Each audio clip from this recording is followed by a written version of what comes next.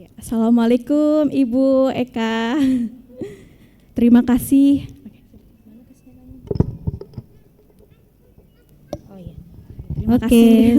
Terima kasih Bu Eka sudah menyempatkan hadir pada kegiatan kita pada hari ini dan alhamdulillah dalam keadaan sehat ya Bu ya. Alhamdulillah. Sebelumnya izinkan silakan duduk Bu. Silakan. Sebelumnya izinkan saya membacakan sedikit CV dari Ibu pemateri yang hebat kita pada hari ini. Beliau adalah Ibu Eka Sufartianingsi Jafar, SPC, MPC Psikolog. Beliau merupakan dosen Fakultas Psikologi Universitas Negeri Makassar, psikolog klinis perkembangan. Beliau untuk pendidikan menempuh S1 di Fakultas Psikologi UNM dan dilanjutkan mengambil Magister Profesi Psikologi Universitas Pajajaran, Bandung. Dan seperti yang kita lihat, beliau ini juga aktif di berbagai organisasi, salah satunya adalah Himpunan Psikologi Indonesia, dan begitu banyak pengalaman yang telah beliau perlihatkan, ya lakukan, khususnya pada profesi menjadi dosen Fakultas Psikologi UNM dan begitu banyak skill yang dimiliki oleh pemateri kita. Beri tepuk tangan yang meriah dulu ayah bunda. Oke, Masya Allah, langsung saja kami persilahkan kepada pemateri kita untuk memaparkan materinya. Baik, terima kasih Miss Uma setelah mempersilahkan saya di hadapan Bapak Ibu semua. Assalamualaikum warahmatullahi wabarakatuh. Bagaimana kabarnya Bapak Ibu semua? Alhamdulillah. Semoga sehat-sehat, semoga baik semua ya Bapak Ibu semua. Menanyakan kabar sebenarnya itu bukan hanya sebuah formalitas ya. Jadi sebaiknya betul-betul kita menyadari bahwa kita perlu mengetahui kondisi orang-orang di sekitar kita, baik itu apalagi keluarga kita sendiri ya, baik itu suami kita, istri kita, anak-anak kita.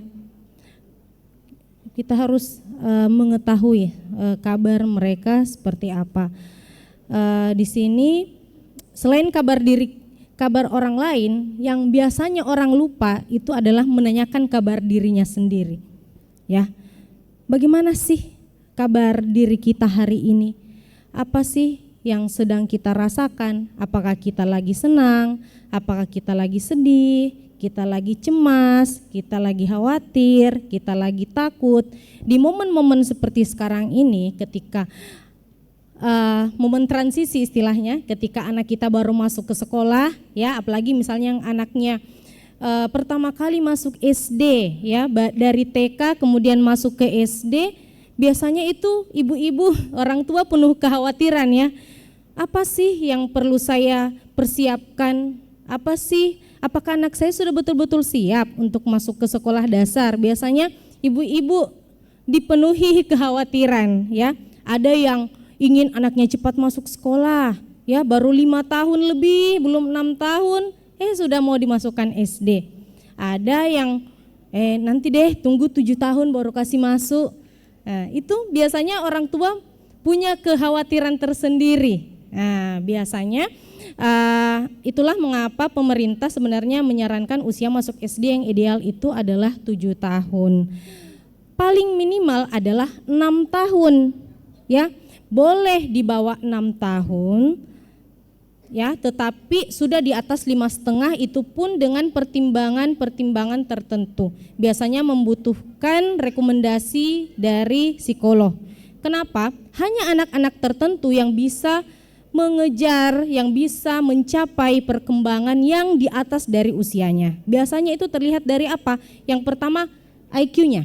Kecerdasannya itu di atas rata-rata. Biasanya memang disarankan untuk melakukan tes IQ. Selain kecerdasan, yang paling penting juga adalah kematangan sosial, psikologis, dan emosinya. Nah, ini yang kadang kita miss. Anak saya sudah bisa membaca, anak saya sudah bisa menghitung 1 sampai 100, ya. Tapi secara emosi dan sosial sudah matang belum? Masih suka mengamuk-mengamuk, Bu. Belum bisa pakai sepatu sendiri, sama kancing baju itu belum bisa. Selalu saya yang pakaikan kalau pagi karena buru-buru mak juga. Itu kan berarti secara sosial, secara emosi dan kemandirian itu masih di bawah dari usianya. Itu yang kadang kita miss. Makanya biasanya kalau tes kesiapan sekolah, selain tes IQ yang perlu dilihat yang pertama adalah kemandiriannya. Biasanya ada kuesioner untuk orang tua dan ada guru. Biasanya yang bisa melihat itu semua adalah yang paling sering bersama dengan anak, biasanya orang tua dan guru di sekolah. Apakah orang tuanya tahu tidak anaknya seperti ini ketika dia di sekolah? Kadang ada juga anak yang berbeda perilakunya. Kalau ibunya ada, rewelnya minta ampun, nangis, tidak mau masuk sekolah. Tapi kalau ibunya sudah tidak ada, biasanya dia anteng, dia bisa mengikuti. Itu ada sesuatu berarti. Kenapa bisa? Anak itu beda perilakunya kalau ada ibunya dengan tidak ada ibunya. Bisa jadi dia belum betul-betul siap secara mental. Ya, ibu itu langsung meninggalkan saja, tidak memberikan anak kesiapan untuk masuk ke sekolah secara mandiri. Itu ya. Tapi setiap anak juga berbeda-beda ya, Bu ya. Ada yang memang cepat adaptasinya, ada memang yang lambat, butuh pendampingan, ada yang memang betul-betul sulit. Tergantung dari karakteristik dari masing-masing anak tersebut. Di sini ada beberapa karakteristik ya anak usia SD nih ya, yang mau masuk sekolah. Yang pertama itu dari segi kognitifnya, ya dari segi IQ. Biasanya anak-anak yang IQ-nya rata-rata atau bahkan di atas rata-rata, dia akan mampu untuk menyerap informasi, menyerap materi pelajaran yang diberikan. Biasanya cepat juga memorinya, dia cepat mengingat sesuatu kalau diberikan informasi itu dia mudah untuk mengingat. Jadi anak-anak yang kognitifnya normal itu dia akan mudah untuk mengingat informasi. Kemudian yang perlu diingat bahwa usia SD itu kan luas jenjangnya. Kalau yang baru masuk itu kan masih 6 tahun, 7 tahun, itu secara kognitif di teorinya Piaget itu teori praoperasional, masa praoperasional. Jadi praoperasional itu dia akan melihat sesuatu itu secara konkret. Ya, jadi harus ada bendanya dulu baru dia bisa menghitung. Kan lebih mudah tuh. Makanya kalau kita lihat buku-buku anak TK itu ada misalnya 3 apel baru ada angka 3 di sebelahnya. Ya, itu salah satu wujud untuk mengkonkretkan. Alangkah lebih bagusnya lagi kalau ada benda aslinya di depan. Dia akan lebih mudah untuk menghitung. 1, 2, 3 seperti ini. Nah, coba nak dihitung ini. 1, 2, 3 itu akan lebih mudah dibandingkan tidak ada benda aslinya. Nah, itulah mengapa anak-anak itu masih konkret pemikirannya. Dari segi pemikiran. Nanti seiring berjalannya usia, kalau sudah di atas 7 tahun, ya dia sudah bisa mulai berpikir secara abstrak. Jadi dia sudah bisa, walaupun tidak ada bendanya, dia sudah bisa ingat di pikirannya bahwa itu tadi 3. Kemudian nanti ditambah 2, berarti jadinya 5. Ya, walaupun tidak ada bendanya. Biasanya anak-anak kalau sudah paham konsepnya dia akan lebih mudah untuk mengingat ya informasi tersebut. Itu dari segi kognitif. Kemudian dari segi fisik, dari segi motorik. Nah, di sini biasanya problemnya ibu-ibu sekarang nih. Karena anak-anaknya sering gadget ya. Fisik apalagi motorik kasar dan motorik halusnya itu banyak yang terhambat, banyak yang terlambat. Biasanya tulisan tangannya pada jelek-jelek. Atau misalnya anaknya disuruh menulis tidak mau, baru mau pegang pensil, jangan deh, yang lain pergi dia kerja, ya. Kenapa? Karena effort anak untuk motorik kasar itu dia membutuhkan yang pertama harus matang dulu dari segi fisik, dari segi motorik kasarnya itu sudah terpenuhi semua, ya dia sudah mampu untuk berjalan dengan seimbang, dia mampu untuk fokus, dia mampu untuk duduk tenang, ya. Sedangkan anak-anak sekarang itu banyak yang mudah teralih perhatiannya. Kenapa? Karena sering gadget. Kalau gadget itu kan apa? Kira-kira stimulasi yang masuk di anak. Yang pertama, area visual, mata. Kemudian apa? Auditori. Ya. Sangat menarik bagi anak-anak, ada musik-musiknya. Sedangkan kalau nulis coba lihat apa? Kertas sama buku. Ya, itu kan membosankan untuk anak. Belum lagi kalau diminta untuk menggerakkan jari jemari langsung menulis A, B, C, D tanpa melatih motorik halus saraf-saraf di ujung-ujung jari ini. Ya, motorik halus itu dia tidak bisa langsung berkembang, bisa menulis dengan baik, bisa menulis A, B, C, D, apalagi angka 1, 2, 3 yang rumit kalau dia belum menguasai basicnya.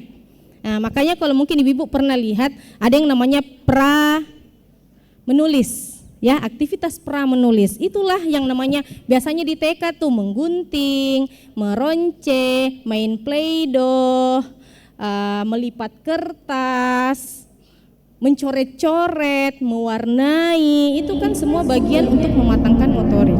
Nah, sedangkan biasanya ibu-ibu itu biasanya kan di sekolah sudah belajar, ya. Cuman kan di sekolah itu kalau TK berapa jam? Ya, cuman paling beberapa jam, ya 2 sampai 3 jam. Sedangkan untuk mematangkan motorik halus anak itu perlu memang usaha yang lebih intens dan lebih sering. Jadi memang perlu dilakukan pengulangan di rumah. Nah, kadang itu yang orang tua perlu untuk memberikan waktu khusus untuk anak-anak belajar. Ya, kalau misalnya masih usia-usia SD awal itu mungkin ya paling 15 menit, 20 menit, 30 menit itu cukup. Ya, sedangkan kalau SD atas itu sudah bisa lebih lama. Karena tergantung dari rentang atensinya. Setiap orang tua itu, anak itu kan beda-beda ya atensinya Bu ya. Ada yang bisa duduk tenang lama, ada yang gampang berpindah. Nah, itu berarti perlu strategi lagi tuh untuk bisa meningkatkan motorik halusnya anak-anak. Jadi bisa mungkin sambil bergerak bagaimana bisa misalnya memasukkan ke dalam ring, itu kan bisa. Kemudian memindahkan air dari satu tempat ke tempat yang lain menggunakan spons, itu kan salah satu untuk mematangkan motorik halusnya. Ya, kadang kita orang tua jeleknya tulisannya anakku, dan itu tidak melihat proses sebelumnya. Ya, biasanya anak-anak kalau sudah baik motorik halusnya, dia akan siap untuk menulis, ya. Dan posturnya juga harus diperhatikan Bu, tidak bisa ditulis di bawah lantai langsung, sebaiknya menggunakan meja, ya, dan kursi. Nah, jadi dia tahu kalau menulis harus di meja dan di kursi. Kemudian posturnya seperti apa? Harus tegap. Tangan kiri menahan kertas, tangan kanan menulis. Ya, kadang kan ada yang miring begini kalau dia nulis. Ini karena memang posturnya tidak dikoreksi sejak dini. Nah, karena postur itu berpengaruh juga kenapa anak itu jadi cepat lelah kalau dia terlalu menunduk. Kemudian posturnya tidak benar ketika dia menulis. Biasanya itu kalau anak-anak diberi okupasi terapi itu salah satu yang perlu dikoreksi adalah posturnya. Itu. Kemudian dari segi bahasa anak itu kan sudah bisa berinteraksi dua arah. Ayah bisa orang tua dengan anak dengan orang tua, itu anak sudah bisa paham. Ya, bahasanya itu sudah berkembang dengan baik. Namun sekarang ini banyak anak-anak yang speech delay, terhambat perkembangan bahasanya. Kenapa? Karena faktor gadget. Gadget itu kan, gadget itu satu arah atau dua arah? Satu arah. Anak hanya menerima saja dari gadget. Jadi anak itu diajarkan untuk pasif. Ya, kalau ibunya, orang tuanya di rumah juga pasif, ya, asik dengan gadgetnya sendiri, tidak mengajak anak bercerita atau ngobrol, itu kan anak akan tidak terbiasa untuk komunikasi dua arah. Biasanya mungkin dia pintar, jago bahasa Inggris, tapi komunikasi dengan orang lain itu kurang. Kemudian empati, ya, rasa peka dengan orang lain itu kurang. Jadinya gampang tantrum, gampang mengamuk dan lain sebagainya. Itu akibat karena dia tidak mampu untuk mengkomunikasikan apa yang dia pikirkan, apa yang dia rasakan. Ya, jadi di sini kita sebagai orang tua perlu betul-betul peka, ya, dengan kondisi anak. Kalau kita lihat perilaku anak itu berubah, ya, dari misalnya dia anaknya ceria aktif tiba-tiba jadi pendiam, atau misalnya anaknya sudah bisa toilet training, sudah bagus, ke kamar mandi sendiri dan lain sebagainya, tiba-tiba kencing ya, buang air kecil atau buang air besar di celana, kemudian ada mimpi-mimpi buruk, dia tidurnya jadi tidak nyenyak, kemudian nafsu makan berubah, emosi jadi berubah, itu perlu diwaspadai. Biasanya ada sesuatu yang terjadi pada anak tersebut yang tidak bisa dia sampaikan. Biasanya anak-anak itu, jangankan anak-anak ya Bu ya, kita saja kalau emosi negatif kadang susah ya untuk kita mau sampaikan ke orang lain. Gimana nih ya cara saya sampaikan supaya bisa dimengerti dan tidak menyinggung orang lain. Sedangkan anak-anak itu kadang sulit, biasanya dari perilaku atau dari emosi itu baru muncul. Kalau sampai terinternalisasi ke alam bawah sadar seperti mimpi dan lain sebagainya, berarti memang ada sesuatu, mungkin ada rasa stres ya, atau rasa bahkan mungkin trauma ya, apalagi untuk anak-anak yang baru memasuki sekolah. Itu biasanya ada yang disebut separation anxiety disorder ya, jadi dia kecemasan terhadap perpisahan. Makanya berpisah itu ibu-ibu tidak bisa kita langsung tinggal biarkan anak-anaknya menangis nanti diam sendiri, tidak.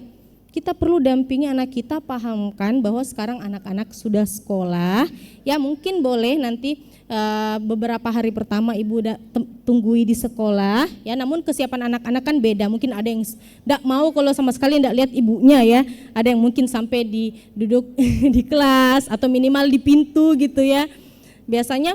Dan kalau misalnya kita bilang tunggui, jangan kita tiba-tiba tinggal ya, nanti anaknya jadi cemas. Kenapa? Karena kita sudah anaknya bilang, oh ibu tunggu nih, dia pas cari ibunya tidak ada. Nah, itu yang buat anak itu jadi trauma gitu ya. Jadi kalau memang kita mau tinggalkan anak kita ya sampaikan bahwa ibu pergi kerja dulu ya, nanti jam ini kalau sudah pulang nanti ibu jemput. Jadi jangan dibohongi. Biasanya itu yang buat anak kita itu jadi trauma tanpa kita sadar. Mungkin kita anggap itu sepele, tapi bagi anak itu bisa jadi sangat melekat gitu, dalam sangat dia rasakan ya, berpisah yang tidak menyenangkan itu gitu. Tapi anak-anak itu biasanya beda-beda, ada yang langsung bisa say goodbye ya. Jadi tiap orang tua harus memahami karakter watak dari anak-anak kita ya. Mungkin yang punya beberapa anak bisa paham kali ya,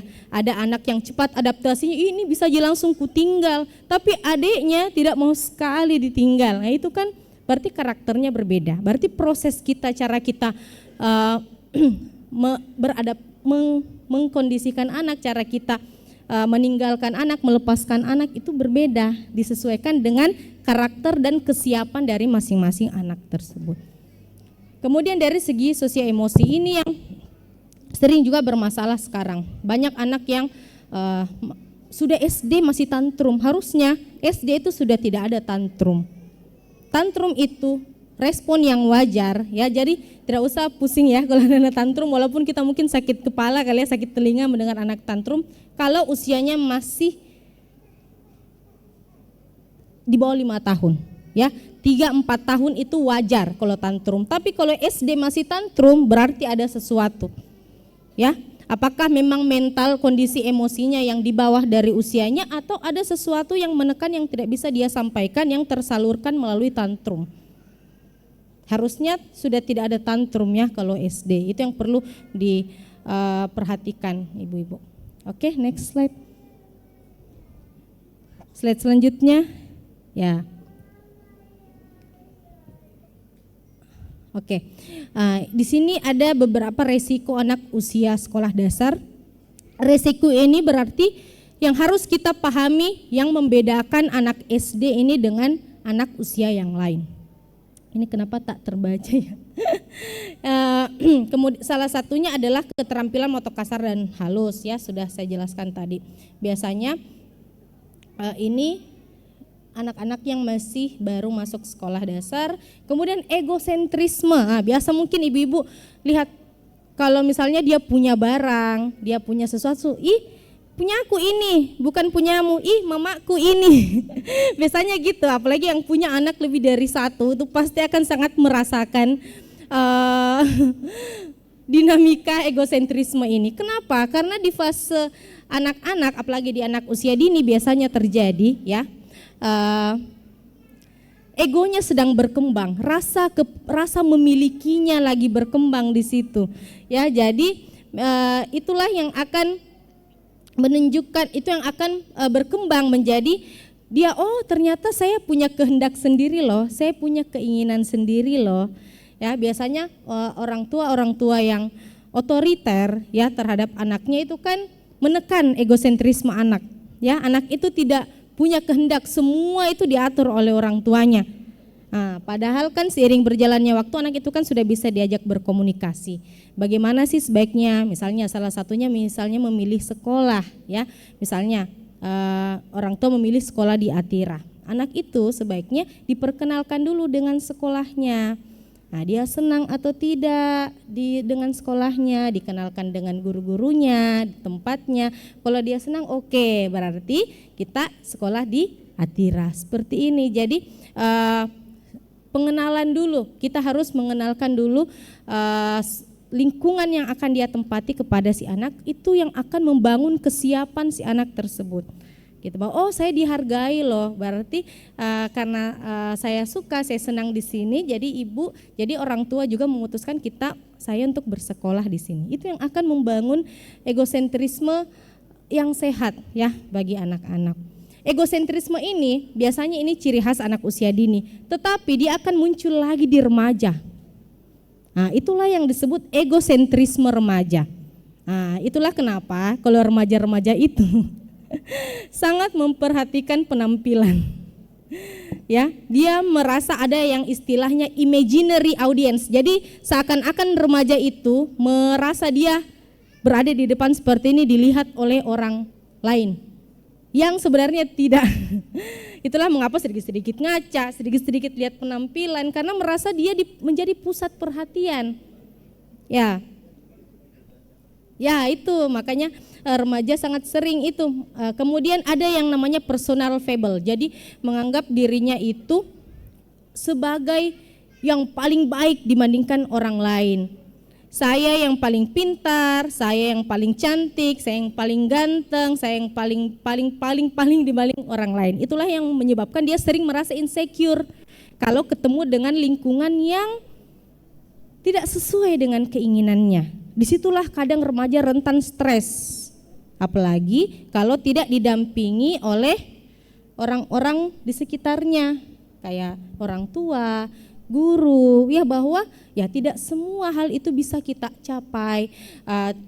Walaupun kita pintar ya kita tetap harus berusaha ya untuk meningkatkan itu karena ya pasti akan selalu ada yang lebih pintar ya. Kita jangan meremehkan orang yang lebih rendah, itu perlu semua dipandu Bu, apalagi anak-anak sekarang gitu. Karena biasanya anak-anak itu keterampilan sosialnya tidak berkembang, keterampilan emosinya tidak berkembang karena tidak dilatih sejak dini dari rumah. Bagaimana kalau dia masuk ke lingkungan baru? Dia harus berkenalan dulu dengan temannya. Bagaimana sih caranya berkenalan? Halo, sebutkan jabat tangan, siapa nama tak, umur tak berapa, misalnya di mana tinggal. Jadi dia terlatih untuk masuk ke lingkungan sosial. Kadang anak-anak banyak yang trauma sosial karena dia tidak punya teman, dia tidak punya social skill yang baik. Itu sebenarnya dilatih dari kita sering membawa anak itu ke berbagai lingkungan. Kemudian kita membekali anak, bilang gini loh kalau kita berkenalan, gini loh kalau kita ngobrol dengan orang etikanya seperti ini. Jadi anak itu tidak akan kaget. Itu. Kemudian komunikasi ini sebenarnya yang paling penting kita pahami adalah komunikasi nonverbalnya. Mungkin kalau verbal itu kan kita bisa tahu ya dari apa yang dia sampaikan, tetapi hanya berapa persen sih yang kita rasakan, yang kita pikirkan, yang kita komunikasikan. Biasanya itu lebih mudah kita lihat dari nonverbal. Jadi di sini memang kita perlu peka akan sinyal-sinyal nonverbal dari anak-anak kita, dari lingkungan di sekitar kita. Oh kalau lagi gini, oh berarti dia lagi ada sesuatu nih. Coba nih kita dekati, misalnya kalau dia lagi senggang dan lain sebagainya, kita ajak ngobrol anaknya, kita ajak main dulu ya, baru kita tanya, tadi kenapa di sekolah? Enggak apa-apa. Terus tadi bikin apa sih di sekolah? Jadi kita coba gali lebih dalam, pancing anak kita untuk cerita. Karena biasanya anak-anak itu ya perlu dulu di stimulus supaya dia bisa menceritakan apa yang dia pikirkan, apa yang dia rasakan. Kadang itu yang kita miss juga sebagai orang tua. Karena anak itu memang butuh, harus dekat dulu dengan kita, baru anak itu bisa terbuka. Jadi memang perlu kita mengakrabkan diri dengan anak, mengenali anak sesuai dengan karakternya masing-masing, supaya kita bisa masuk ke dalam diri anak dan tahu, anak ini kalau lagi ada masalah dia gini nih. Jangan dibiarkan kita lihat, kita tahu anak kita masalahnya nanti baik sendiri gitu. Belum tentu. Kita tidak tahu separah, sedalam apa masalah itu menurut kacamata si anak. Mungkin menurut kita baku bombek dengan temannya itu hal sepele, biasa ji, nanti itu baik sendiri. Tapi bisa jadi baku bombek menurut anak itu lebih dalam daripada itu. Dia menganggap sudah tidak punya teman lagi, dia merasa tidak berharga lagi, dia merasa tidak percaya diri, kan bisa jadi jatuh. Anak dari segi emosi, dari segi mental, akademik juga bisa jadi jatuh, apalagi bestinya banget nih. Ya, itu kan akan sangat berpengaruh terhadap kondisi anak. Jadi perlu juga kita kenal teman dekatnya anak kita siapa. Jadi kalau misalnya kita tidak bisa gali ke anaknya, kita tanya ke temannya, bagaimana dia di sekolah? Ih, nangis kita adik bu, waktu tampil di depan diketawai sama temannya jadi lari, misalnya kayak seperti itu. Jadi kita perlu tahu teman-temannya seperti apa untuk kita bisa kenali kondisi anak kita seperti apa. Kemudian berkoordinasi juga dengan guru di sekolah, khususnya wali kelas atau guru yang setiap hari melihat anak kita di sekolah. Jadi perlu orang tua membangun komunikasi ya dengan temannya dan pihak sekolah. Kemudian penyesuaian diri itu tadi yang sudah saya jelaskan, yang berbeda-beda setiap anak, ada yang cepat penyesuaian dirinya, ada yang cukup lambat. Kemandirian juga beda. Biasanya anak-anak yang di tengah ya, itu ya ada kakaknya yang bantuin ya, belum lagi kalau ada yang bantuin di rumah, neninya atau kakek neneknya, itu kan akan membuat anak jadi malas berusaha. Biasanya ada memang anak-anak yang kemandiriannya itu sangat perlu untuk dilatih. Itulah mengapa kalau seragam sekolah itu rata-rata pakai kancing. Kenapa? Itu untuk melatih dia motorik halusnya. Biasanya ibu kalau sudah terlambat nih dan lain sebagainya ya buru-buru untuk itu. Ya, sedangkan untuk motorik halus, kemandirian itu perlu dilatih. Memang proses yang tidak instan. Setiap anak itu beda-beda. Ada mungkin yang baru 3 kali dilatih langsung bisa. Ada yang seminggu, 2 minggu baru bisa. Jadi itu yang butuh kesabaran dari orang tua. Kemudian ada yang namanya masa transisi. Masa transisi dari periode apapun. Baik itu dari usia dini ke usia anak-anak, biasanya periode TK ke SD, maupun dari usia anak-anak ke remaja. Kalau zaman kita dulu mungkin SMP ya baru kita remaja, tapi kalau anak sekarang SD kelas 3, kelas 4, kelas 5, kelas 6 itu sudah pada menstruasi. Jadi memang masa remaja itu mundur di usia SD akhir. Itu yang perlu kita pahami selaku orang tua. Di masa transisi dari anak ke remaja itu satu fase yang paling krusial pada anak-anak. Kenapa? Karena di usia ini anak-anak itu di satu sisi dia mau mandiri nih karena dia sudah remaja ya, di sisi lain dia masih seperti anak-anak, masih butuh arahan, masih butuh bimbingan dari orang tuanya. Itu yang perlu orang tua dampingi anak-anak di usia pubertasnya ini. Bagaimana? Minimal yang pertama kebersihannya, bagaimana orang tua mengajarkan anaknya, misalnya ibunya mengajarkan anaknya yang perempuan ya ketika menstruasi bagaimana membersihkannya, kemudian bagaimana dari segi perilaku. Itu kan artinya kita sudah balik ya, kita sudah bertanggung jawab atas dosa, atas kesalahan yang kita lakukan sendiri, sehingga ya kita harus bisa menjaga diri kita dengan baik. Itu berarti alat reproduksi kita sudah matang, berarti kita harus bisa menjaga diri kita dengan baik. Bukan artinya menakut-nakuti ya, tetapi membangun rasa tanggung jawab dalam diri anak untuk menjaga dirinya sendiri. Begitupun yang perempuan, yang laki-laki biasanya bapaknya nih yang bantu ya. Apa sih yang dilakukan? Biasanya yang agak biasanya itu laki-laki, karena sulit diketahui. Kalau menstruasi kan kelihatan ya gitu. Kalau yang bapak-bapak berarti harus peka juga nih ya sama ibu-ibu sudah mimpi basah. Ya, kalau misalnya anak cowok itu biasanya agak mundur sih. Kalau perempuan itu lebih duluan reproduksinya matang. Biasanya kalau laki-laki itu belasan, 12, 13, mungkin SD kelas 6 atau SMP kelas 1 itu baru biasanya. Itulah mengapa dari segi fisik perempuan itu biasanya lebih cepat tinggi, lebih cepat besar badannya kalau di usia puber dibandingkan laki-laki biasanya itu SMP baru kelihatan. Kalau SD biasanya masih kecil-kecil. Kalau perempuannya itu sudah cepat, sudah tinggi karena dia sudah puber. Sedangkan laki-laki itu biasanya lebih lambat daripada perempuan dari segi fisik. Nanti SMP dia akan mengejar jadi lebih tinggi badannya dibandingkan yang perempuan. Itulah mengapa dari segi kematangan fisik remaja laki-laki dan remaja perempuan itu berbeda. Nah, kemudian pergaulan sosial. Ini pergaulan sosial juga di masa remaja itu yang paling penting. Kenapa? Karena remaja itu sangat ingin diterima oleh lingkungan sosial. Ini merupakan orientasi pergaulan yang paling menjadi minat remaja. Itu kadang dia tidak mau diatur sama orang tuanya karena pergaulan sosialnya. Jadi di sini yang harus kita pahami, kalau anak-anak mau bergaul ya kita jangan melarang ya, tetapi kita perlu tetap memantau, memberikan kepercayaan pada anak, tetapi kita pantau anak itu seperti apa. Jangan dilarang bergaul ya, nanti anaknya jadi mencari cara backstreet dan lain sebagainya di belakang kita kalau kita tidak memberikan kesempatan itu, karena memang secara perkembangan ya dia membutuhkan pergaulan sosial. Bahkan bisa jadi itu yang lebih penting dibandingkan orang tuanya sendiri. Kadang usia remaja anak-anak jadi malas dipanggil ke acara keluarga. Dia lebih pilih main dengan temannya, dia lebih pilih gaul dengan temannya. Karena memang inilah yang sangat penting. Ya, jadi sebaiknya orang tuanya memberikan kesempatan bagi anak untuk mengembangkan pergaulan sosialnya, tapi dengan ada kesepakatan aturan-aturan tertentu. Misalnya jam berapa dia harus pulang, dan kalau mau kemana minta izin dulu ya. Bukan kalau dia keluar di video call terus dia dengan siapa, nah ya. Jadi kita berikan kepercayaan itu pada anak ya. Dengan adanya itu mudah-mudahan anak itu bisa belajar bertanggung jawab. Next.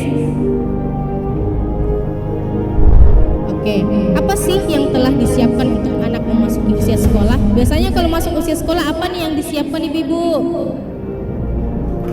Bajunya, tasnya, apa lagi? Bukunya, sepatunya, semua serba baru ya. Ya, jadi dari segi materi biasanya orang tua itu sangat memperhatikan, ya.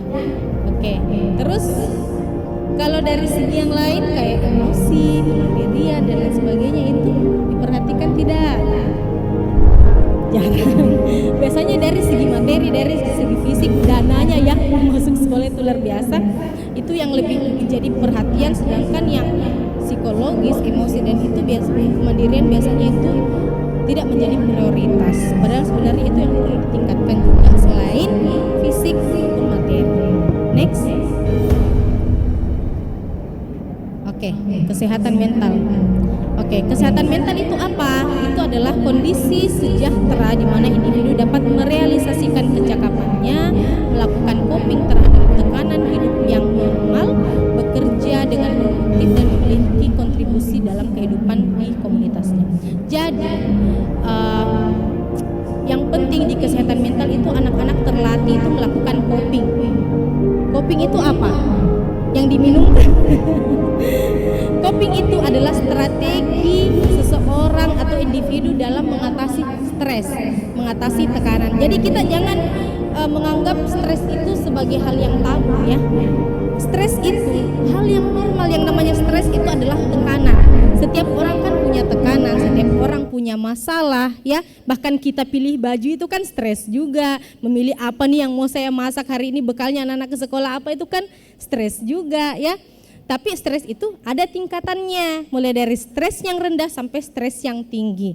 Itu yang perlu diperhatikan bagi kita selaku orang tua, bagaimana kita mengajarkan anak-anak melakukan strategi coping. Jadi coping stres itu ada dua jenis, ada problem focus coping, ada emotional focus coping.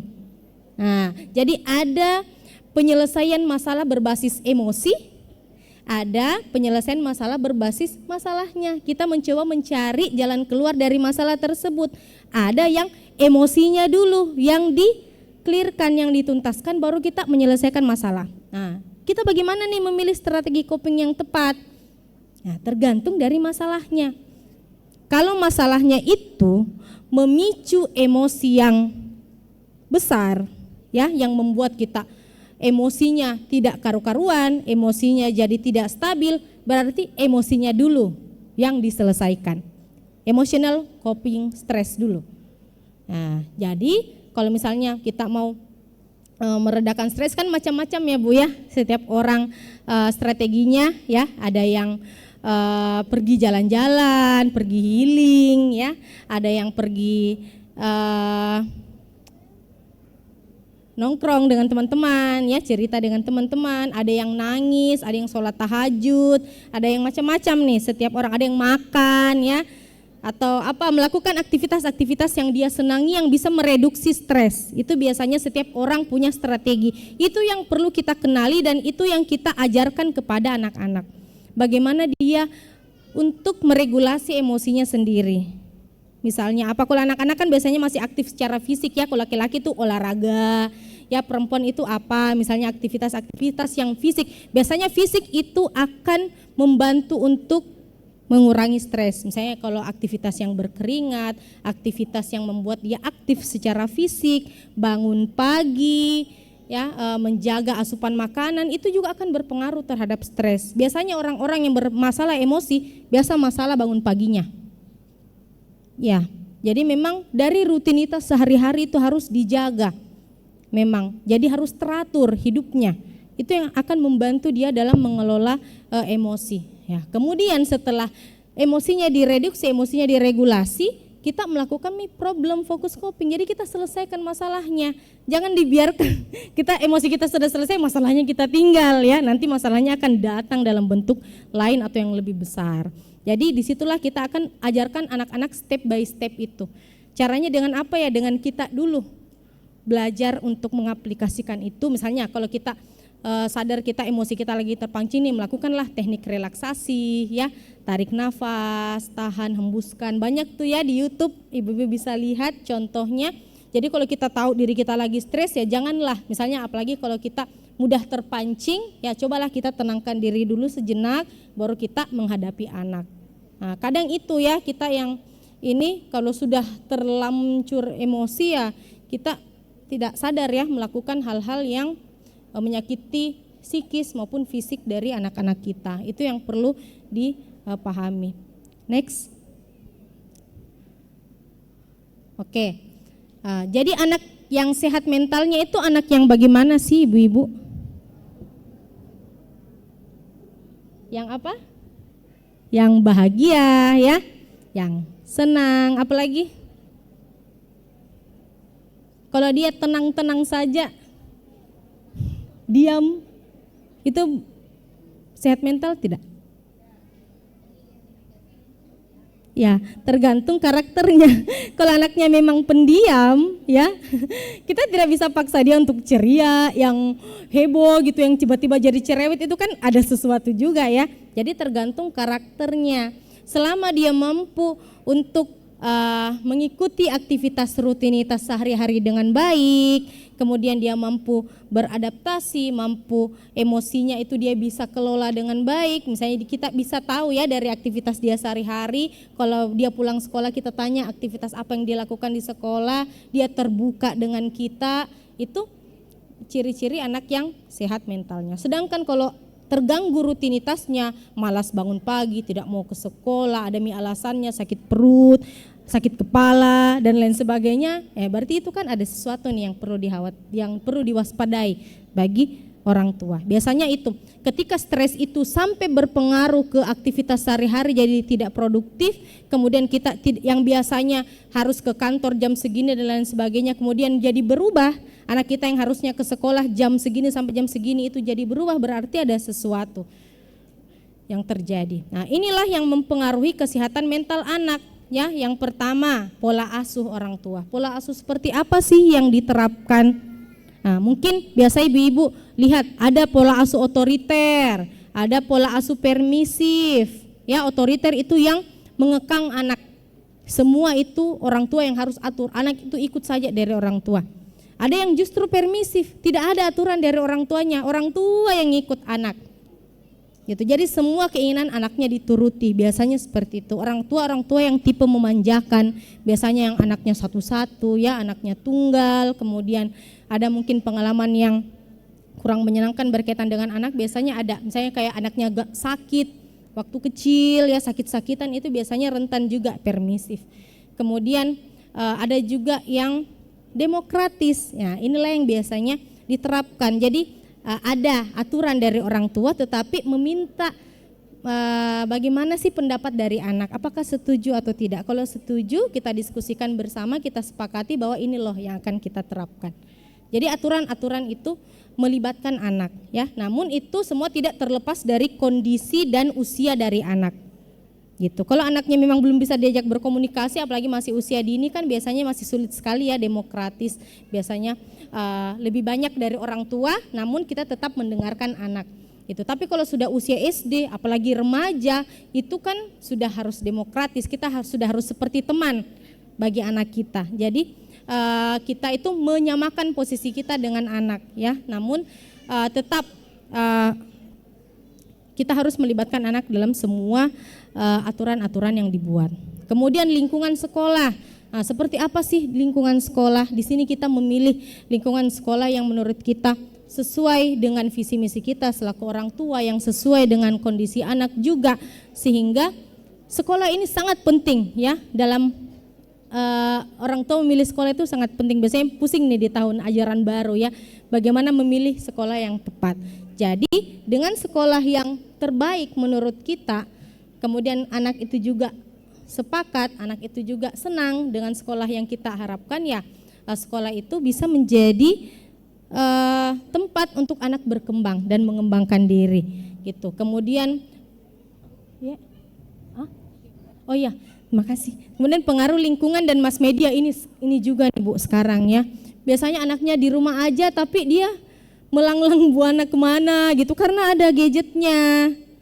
Dia bisa melihat apa yang kita tidak bisa kontrol.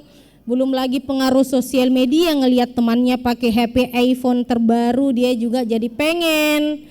Kemudian melihat temannya beli sepatu baru, beli tas baru, dia juga mau. Jadi apalagi anak-anak sekarang kan dia tidak mau ketinggalan, ya, dengan teman-temannya. Jadi biasanya pengaruh lingkungan dan mass media ini sangat penting karena itu yang akan berpengaruh ke anak kita. Jadi kita selaku orang tua perlu betul-betul menjaga dan memfilter, ya, apa yang anak-anak lihat, bahwa ya tidak semua yang kita lihat itu ya harus kita miliki, gitu. Kita perlu proses, ya. Mungkin anak itu selama ini kita belikan saja, tapi untuk mencari uang kemudian untuk mendapatkan itu ya perlu usaha juga. Kalau memang belum bisa mencari ya menabunglah, gitu. Nanti kalau cukup baru kita beli, seperti itu. Jadi supaya anak-anak tidak belajar instan. Itulah mengapa generasi stroberi sekarang ini ya mudah sangat kalau dapat hambatan dia mudah untuk menyerah karena memang tidak dilatih sejak dini untuk berproses atau berjuang. Bahwa semua itu ada prosesnya.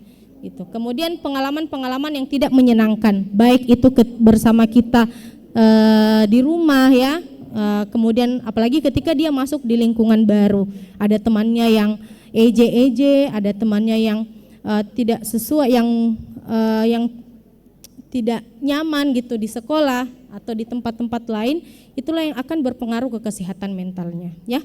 Jadi kita jangan menyepelekan hal ini, kita harus tahu dari sudut pandang si anak, apa sih yang dia rasakan, kemudian kalau seperti itu gimana Kak, apa yang akan dilakukan.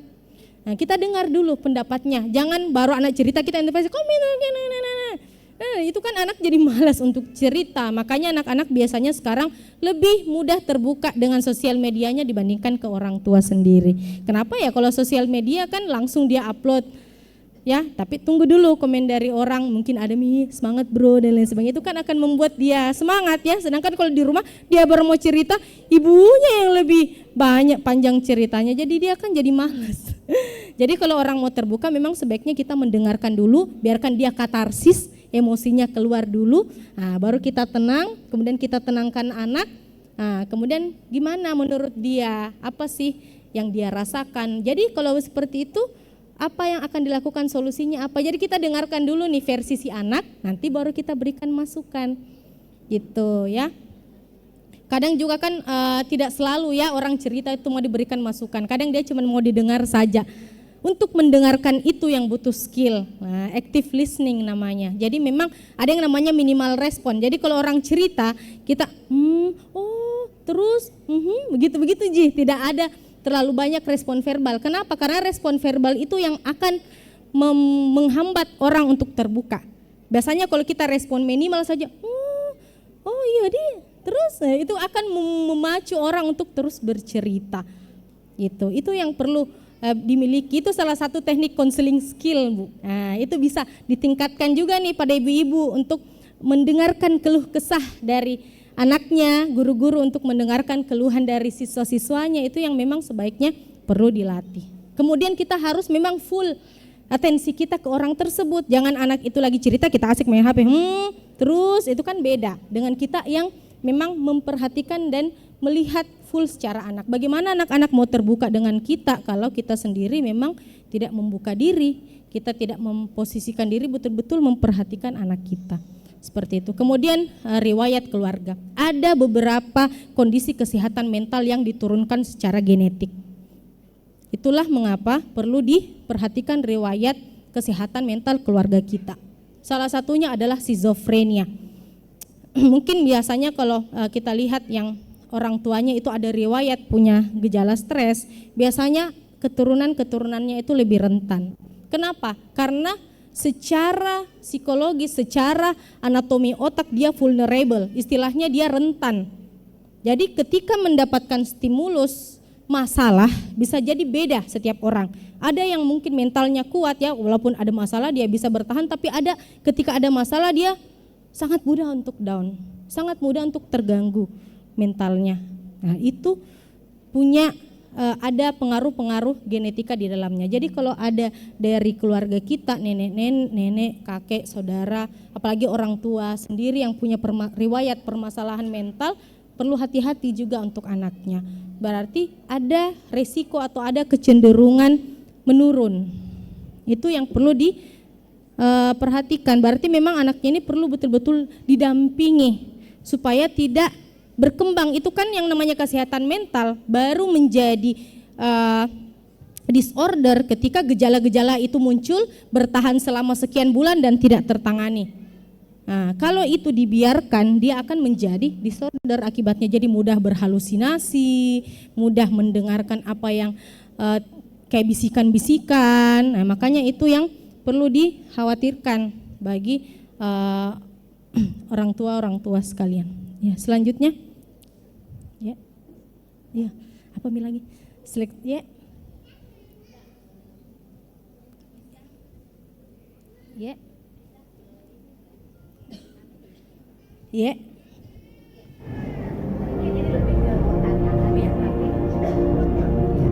Terima kasih. Mungkin ini lebih ke pertanyaan yang mungkin sesinya belum masuk ya. Ya, cuman maksud saya sebenarnya temanya sangat menarik. Nah, kami sebenarnya kepengennya bagaimana kami mengidentifikasi atau kami menghadapi anak-anak kami. Kan tipe anak-anak itu ada memang yang pendiam tapi dia pede. Ada juga pendiam dan memang tidak pede. Dan ada juga kelincahan. Nah, yang problem sebenarnya ini kalau yang dua ini bagaimana menghadapi dia pendiam dan dia tidak pede. Tapi ini saya rasa orang tua mungkin karena sering juga ikut parenting, banyak di media sosial trik-trik bagaimana menghadapi anak-anak seperti itu. Nah, dan yang mungkin agak rada-rada sensi itu yang kelincahan. Kelincahan itu kadang-kadang kalau kita mungkin terlalu vulgar menegurnya atau terlalu bagaimana, takutnya membuat anak itu jadi kehilangan malah kepercayaan karena orang tuanya sudah mengkritisi dalam hal itu. Itu yang pertama. Dan yang kedua, bagaimana sih kita bisa mengidentifikasi atau mengenal atau lebih mengetahui ini anak saya apakah dia sudah berada di jalur yang benar. Jalur yang benar itu dalam hal pendidikan oke lah ya, udah pasti kita bisa kontrol. Nah, yang kedua itu dalam hal pergaulan. Mungkin kalau pergaulan di sekolah kita bisa tahu karena kita saling mengenal. Seperti yang Ibu sampaikan, orang tua perlu mengenal sahabatnya. Tentunya di sini saya rasa orang tua semua pasti kita saling mengenal. Nah, caranya kami itu untuk mengidentifikasi atau mengikuti anak-anak yang bergaulnya di luar teman sekolahnya itu seperti apa. Takutnya kalau kita terlalu, ya seperti Ibu juga bilang tadi, fit call atau gimana, mereka merasa, ih mamaku ini terlalu kepo sekali. Nah, itu yang maksudnya bisa tidak kami diajarkan atau kami diinfokan seperti apa, karena ya yang Ibu juga sampaikan tadi, media sosial pengaruhnya sangat besar. Bagaimana trik-trik kami memasuki area privat anak-anak yang mereka merasa tidak terganggu. Mungkin itu Bu ya. Jadi maksudnya biar sedikit agak hidup ini suasana. Jadi mungkin bisa kita ke pertanyaan-pertanyaan gitu ya. Sambil mungkin jawabannya tidak jauh dari teori-teori. Jadi kami lebih yakin, lebih kuat. Ya, makasih Bu. Ya, terima kasih Bu. Terima kasih Bu ya atas pertanyaan yang diberikan. Jadi untuk mengidentifikasi sebenarnya itu sebagai orang tua, yang pertama itu kita harus, walaupun juga untuk menjaga pergaulan nih, harus dekat dulu dengan anak. Kita harus mengenali anak kita dulu. Bagaimana sih bawaannya anak kita? Setiap anak kan punya temperamen bawaan. Ada yang easy, mudah untuk bergaul, mudah untuk dekat, mudah untuk beradaptasi. Kalau dia masuk ke lingkungan yang berbeda itu dia mudah berbaur dengan orang. Itu salah satu ciri-ciri anak temperamennya easy. Mungkin anak-anak yang easy lah ini yang biasanya sangat tinggi percaya dirinya dan sangat aktif di lingkungannya. Ada juga anak yang tipenya slow to warm up, dia lambat untuk beradaptasi. Dia bisa tapi butuh waktu dulu. Dia lihat dulu situasi, dia enggak langsung hahi dengan temannya, tapi mungkin dia diam dulu mengamati. Oh, seperti ini teman saya, oh seperti ini lingkungannya. Setelah dia merasa kenal dan nyaman, dia akan bisa beradaptasi. Biasanya itu anak-anak yang tipe pengamat. Ada yang seperti itu. Ada yang memang anaknya difficult child. Itu dia sulit untuk beradaptasi, sulit untuk berbaur, sulit untuk bergaul. Ini yang perlu diperhatikan. Dia butuh biasanya didampingi atau diarahkan baru dia bisa. Kalau dia diminta untuk beradaptasi sendiri itu sulit. Biasanya kita yang pandu anak kita. Gini nih caranya berkenalan, gini nih kalau kita masuk di lingkungan baru. Nah, kondisi seperti inilah ya anak-anak yang berbeda ini yang akan berbeda terhadap bagaimana cara kita mengidentifikasi. Jadi anak-anak yang mudah beradaptasi, oh berarti dia bawaannya seperti ini. Jika terjadi kondisi atau hal-hal yang mengganggu kesehatan mentalnya, biasanya itu akan berpengaruh ke temperamen bawaannya. Dia akan jadi lebih pendiam, dia akan lebih pemurung, padahal dia biasanya kan aktif, ceria. Itu yang perlu diperhatikan. Kemudian berpengaruh juga terhadap adaptasi dia di berbagai lingkungan. Nah, kalau misalnya di sekolah dia bermasalah, tapi misalnya di rumah tidak, berarti masalahnya ada di mana nih? Atau mungkin sebaliknya, di sekolah baik-baik, tapi kalau di rumah dia selalu ada masalah, berarti ada masalah di setting itu. Entah itu di sekolahnya atau di rumahnya yang perlu diselesaikan. Ada juga anak yang bermasalah di semua setting. Ya, di sekolah iya, di rumah iya, di pergaulan iya. Berarti itu lebih tingkatannya bisa jadi lebih besar lagi masalah yang dialami oleh anak tersebut. Jadi cara kita mengidentifikasi adalah ketika kita sudah mengenali anak, kita tahu kalau anak itu lagi bermasalah dia seperti apa. Karena kalau untuk men-screening secara lebih tepat itu perlu alat-alat tertentu. Biasanya itu perlu ada proses pengetesan tertentu biasanya. Dan itu membutuhkan bantuan dari ahli-ahli tertentu. Kalau memang menurut kita masalah itu kita coba untuk masuk tapi tidak bisa lagi gitu untuk mendekati anak tersebut. Kemudian anak itu mau apapun yang kita coba, berbagai usaha kita coba, anak itu tetap tidak terbuka. Ya, salah satu cara adalah menggunakan ahli untuk bisa mengidentifikasi itu. Apalagi kalau menurut kita permasalahan itu sangat berpengaruh ke kesehariannya, dia jadi malas ke sekolah, prestasi belajarnya jadi menurun, itu yang perlu diperhatikan. Jadi kalau memang kita tidak mampu, ya bisa kita gunakan ahli-ahli lain. Namun sebaiknya kita berdayakan dulu nih diri kita, kira-kira apa nih skill-skill yang kita perlukan. Ya, yang namanya kedekatan dengan anak kan tidak terbangun sehari dua hari, itu bertahun-tahun, dan setiap orang tua itu punya kedekatan tersendiri dengan anak-anaknya. Ada anak-anak yang dekat dengan ayahnya, ada anak-anak yang dekat ibunya, ada yang tidak dekat dengan dua-duanya, malah dekat dengan kakek neneknya atau paman bibinya atau kakaknya. Itu yang perlu kita, kira-kira apa ya yang membuat dia dekat dengan ini, berarti saya perlu nih melatih skill yang ini.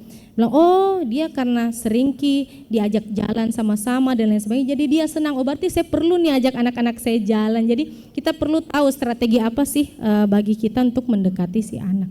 Karena kalau kita sudah mengenal anak kita akan tahu ketika anak kita mengalami permasalahan-permasalahan itu seperti apa. Disesuaikan dengan karakternya. Jadi kalau misalnya dia berbeda dengan karakter umumnya, berarti itu ada sesuatu yang perlu diwaspadai. Apalagi kalau sudah berlangsung berminggu-minggu bahkan berbulan-bulan, itu yang perlu dikhawatirkan. Kalau memang cuma sehari dua hari, apalagi misalnya perempuan lagi PMS dan lain sebagainya, itu kan wajar Ibu ya. Jadi kita perlu tahu kenapa nih dia seperti lagi tidak nyaman nih perutnya, lagi tidak nyaman ininya, itu yang kita harus pahami.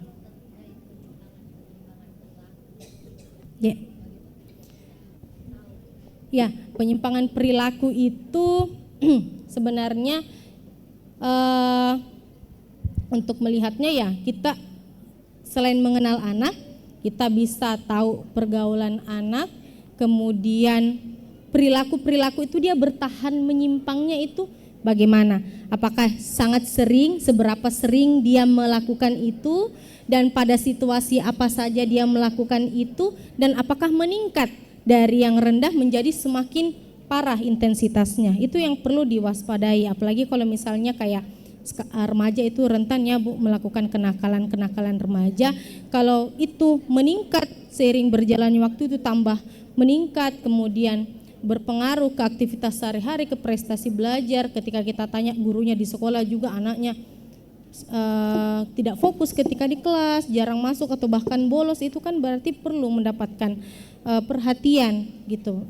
Jadi penyimpangan perilaku itu ketika dia muncul mungkin di awal-awal, ketika kita ngeh dengan itu, sebaiknya cepat ya dicari tahu seperti apa. Jangan kita biarkan, karena biasanya penyimpangan perilaku yang kita anggap sepele di awal-awal itu yang akan berkembang menjadi lebih parah di kemudian hari. Pergaulannya dengan apakah ada yang menyimpang dari anak tersebut, itu kita bisa lihat dari bagaimana perilakunya sehari-hari. Misalnya kalau kayak penyimpangan seksual dan lain sebagainya, itu biasanya ada simptom-simptom tertentu, misalnya iya ada ciri-ciri, iya harus peka dengan kondisi anak.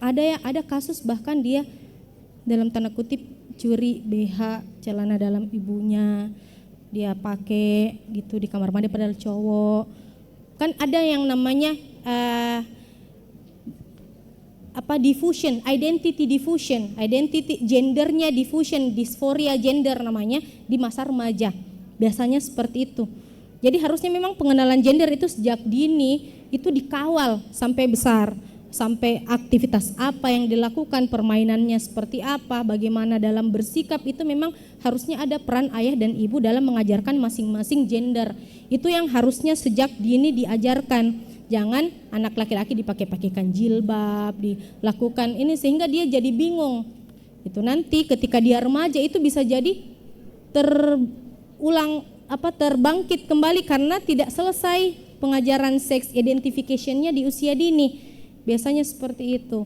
Biasanya ada simptom-simptom atau perilaku-perilaku yang tidak wajar. Itu yang perlu kita perhatikan. Ya.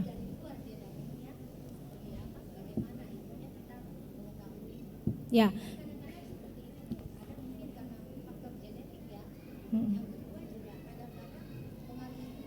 Ya. Ya, betul. Iya. Iya, bisa saya potong sedikit ya, Bun. Ya. Mohon diinformasikan Bapak Ibu yang punya DD mobil 1712 XAH boleh dipindahkan sedikit posisi mobilnya karena ada mobil yang mau keluar dari dari bagian depan sekolah. Dan mungkin dari sesi ini juga mungkin kita sudah masuk di Q&A ya, dan mungkin pertanyaan dari Bu Novi juga sudah mewakili dari pertanyaan ayah dan bunda sekalian. Dan jikapun misalnya ada pertanyaan yang ingin lebih lanjut lagi ditanyakan, nanti dari Bu Novi akan men-share dari kontaknya dan bisa di chat ya Bu ya. Iya, silahkan bisa langsung menghubungi saya maupun PLP juga silahkan. Kami ada media sosial juga ya, bisa di DM dan lain sebagainya jika ada yang membutuhkan penanganan psikologis tertentu. Jadi kalau sudah ada gejala-gejala yang terlihat pada anak-anak kita, sebaiknya segera kita pahami, kita cari tahu dulu apa yang terjadi pada anak kita. Jika memang kita tidak mampu atau kita butuh bantuan, jangan ragu untuk mengunjungi atau berhubungan dengan ahli. Jangan menyangka bahwa kita ke psikolog dan lain sebagainya itu kita gila, bukan ya Bu. Jadi banyak justru yang lebih banyak kasus yang normal bermasalah. Jadi anaknya sebenarnya normal tapi dia mengalami masalah-masalah tertentu. Itu yang justru lebih banyak kami temui dibandingkan yang anak-anak yang memang berkebutuhan khusus gitu. Jadi jangan tunggu anak kita sampai betul-betul mengalami permasalahan, tetapi kalau sudah memunculkan tanda-tanda itu segeralah cari tahu ya. Jangan terlalu banyak juga membaca yang belum jelas valid sumbernya, karena bisa jadi sekarang orang tua itu banyak fenomena-fenomena self diagnosis. Jadi sedikit-sedikit schizophrenia, sedikit-sedikit bipolar. Itu tidak mudah untuk menjudge atau melabel atau memberikan diagnosa seperti itu. Harus melalui tahapan pemeriksaan yang betul-betul jelas gitu. Jangan sampai kita sedikit-sedikit datang langsung anak saya bipolar Bu, gini.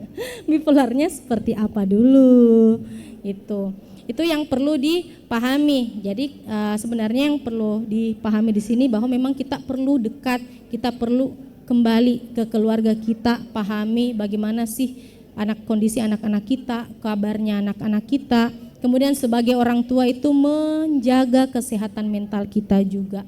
Bagaimana kita mau menjaga kesehatan mental anak kalau kita sendiri tidak sehat secara mental? Jadi memang itu yang perlu kita pahami selaku orang tua. Makanya di sini orang tua memang harus berlatih juga untuk mengenali emosinya. Bagaimana kita dalam berperilaku terhadap anak-anak sesuai dengan karakternya masing-masing.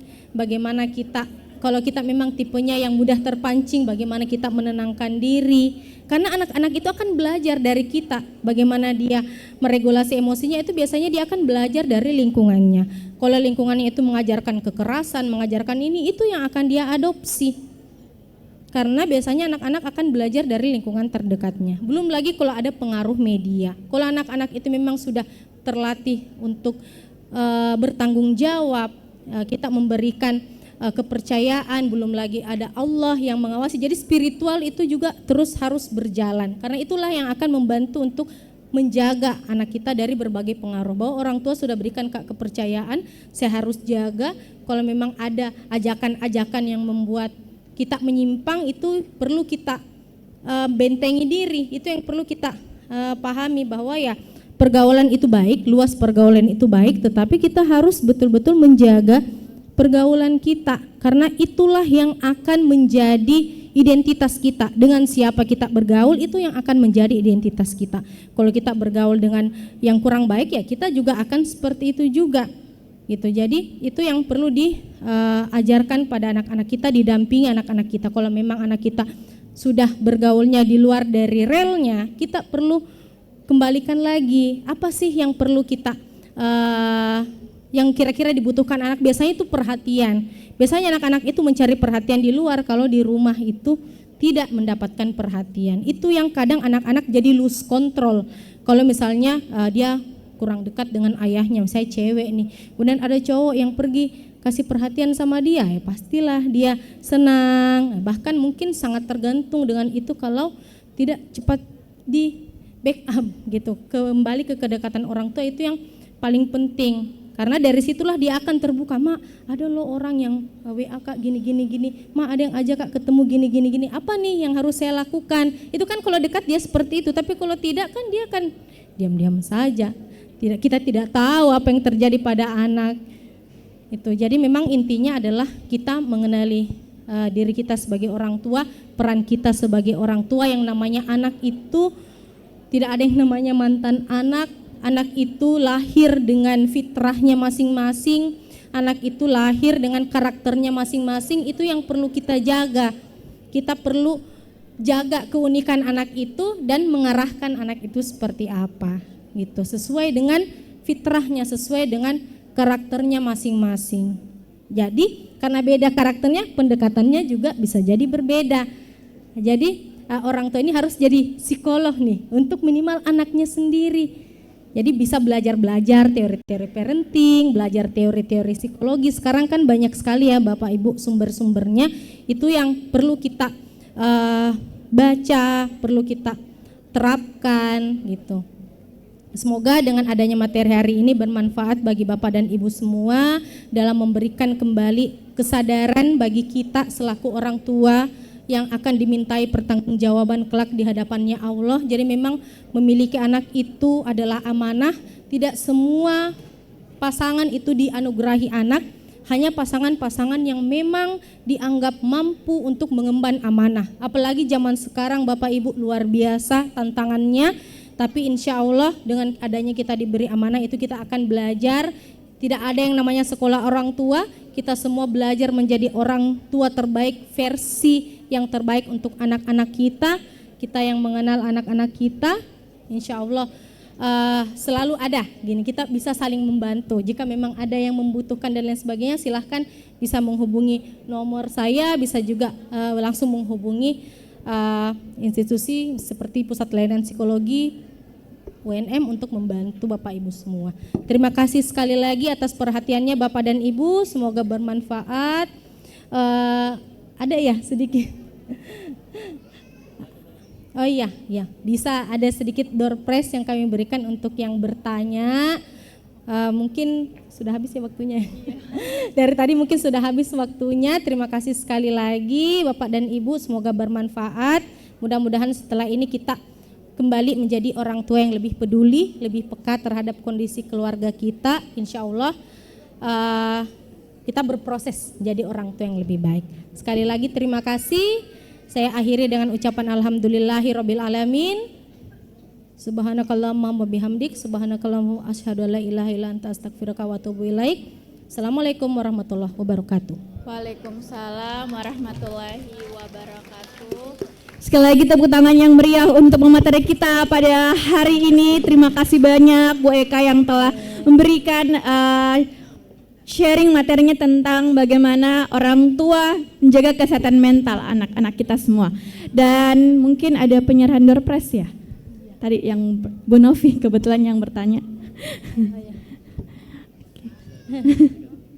Oh iya. Mungkin bisa di sini kali ya.